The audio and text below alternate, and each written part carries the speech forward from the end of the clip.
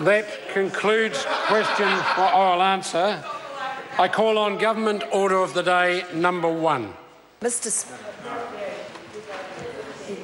Estimates Bill, adjourn debate on the second reading and amendment proposed thereto.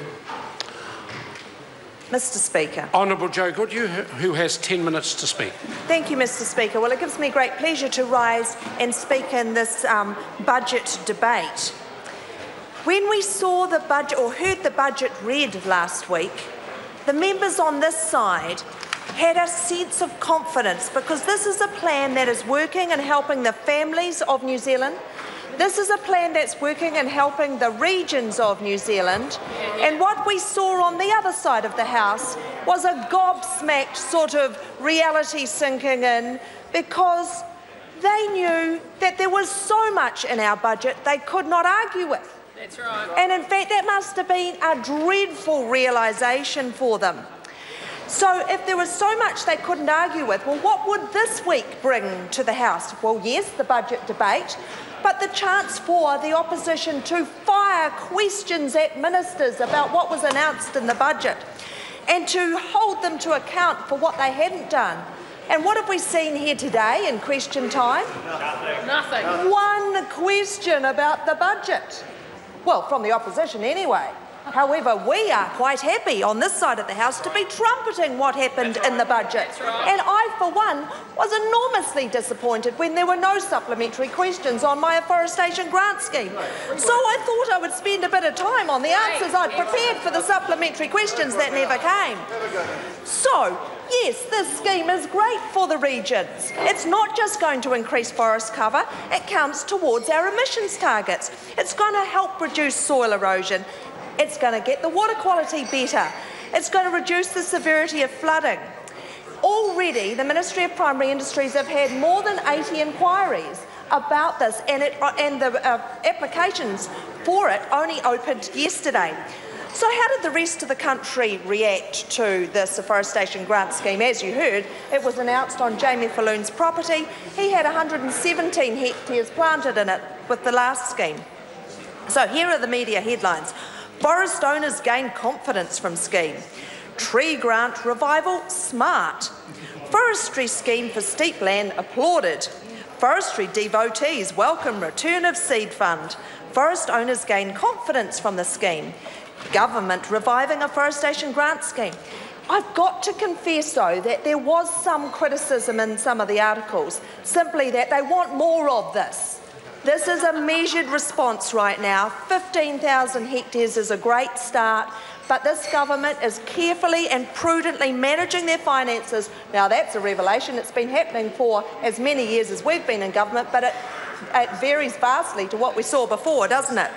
So the budget continues to support New Zealanders, but we've got a responsibility to manage what is a growing economy, an economy that is the envy of many other nations around the world, and make sure that every single dollar that the taxpayers of New Zealand give to us as government to manage is managed very, very carefully. So, as we know, we've got an average of 2.8% growth over the next 4 years. We are predicting a forecast of 176 million surplus for next year and growing larger in the subsequent years. We're investing in priority areas as a government, and we have a plan that sees us active on all fronts in trying to help this economy to grow, at the same time as making sure we look after the most vulnerable of New Zealanders. We intend to be reducing debt. We are not the government that profligately spends and forgets about the fact that you have to pay the bills as well. Oh, not you, Mr Speaker, of course. We will see higher wages. An average wage is expected to rise $7,000 to $63,000 by 2019. And there will be more jobs because we've already seen an additional 194,000 jobs since the beginning of 2011, but another 150,000 new jobs forecast over the next 4 years. And it is particularly important that those jobs are sustainable jobs. They're not the government creating jobs. They are jobs that are coming out of businesses expanding. We know that business confidence tells us that people are intending to take on more employees, and that is a wonderful thing to know. We know that there are many, many unsung heroes in the regions who are doing an extremely good job, and it is our job to get the word out that that sort of thing is happening in the regions. But in terms of the reaction to the budget, well, what we saw on the front page of the Timaru Herald the day afterwards, South Canterbury mums see promise in the budget.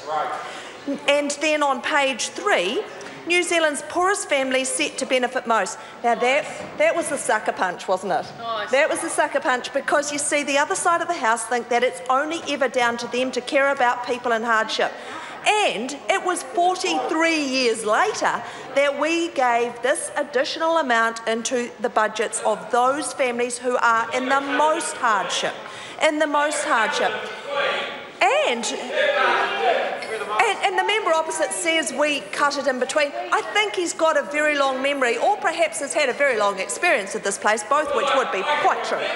Quite true. However, given that the member was part of a government for 9 years that did absolutely nothing, it took John Key's government. Election night last year, John Key promised New Zealand that he would look after the most vulnerable families that were in hardship. And he has delivered, but that's not the end of the delivery. The pathway out of low-income situations is going to be work.